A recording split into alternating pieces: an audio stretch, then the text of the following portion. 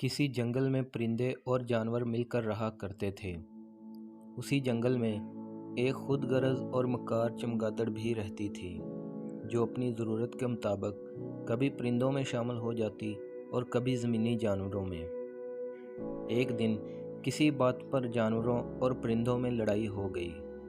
लड़ाई के मौके पर कभी जानवरों का पल्ला भारी होता और कभी परिंदों का।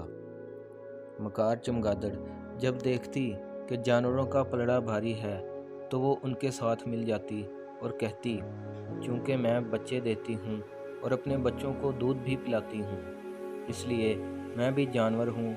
और फिर जब कभी वो परिंदों का पलड़ा भारी देखती तो वो परिंदों में शामिल हो जाती और कहती, चूँकि मैं हवा में उड़ती हूँ और मेरे पर भी हैं, इसलिए मैं तुम्हारी तरह का एक परिंदा हूँ। यूं मक्कार चमगादड़ कभी इधर तो कभी उधर शामिल होती रही। आखिरकार लड़ाई जानवरों ने जीत ली।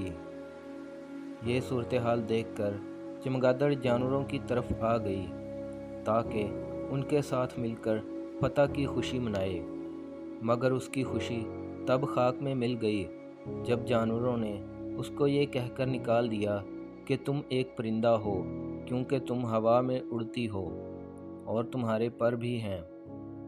तब चमगादड़ जल्दी जल्दी परिंदों के पास आई ताकि उनको अपनी वफादारी का यकीन दिला सके, मगर अब परिंदे भी उसकी चालाकी समझ चुके थे।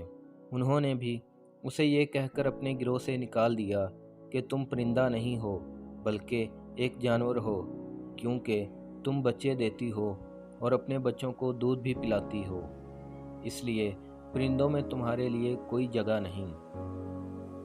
यह सूरत हाल देखकर वो बहुत शर्मिंदा हुई और शर्मिंदगी के मारे जंगल ही छोड़ गई। वो दिन और आज का दिन चमगादड़ आज तक कभी दिन की रोशनी में दुनिया वालों के सामने नहीं आई। वो हमेशा अंधेरे के वक्त बाहर आती है ताकि दुनिया वालों से नज़रें बचाकर मज़ीद शर्मिंदा ना होना पड़े।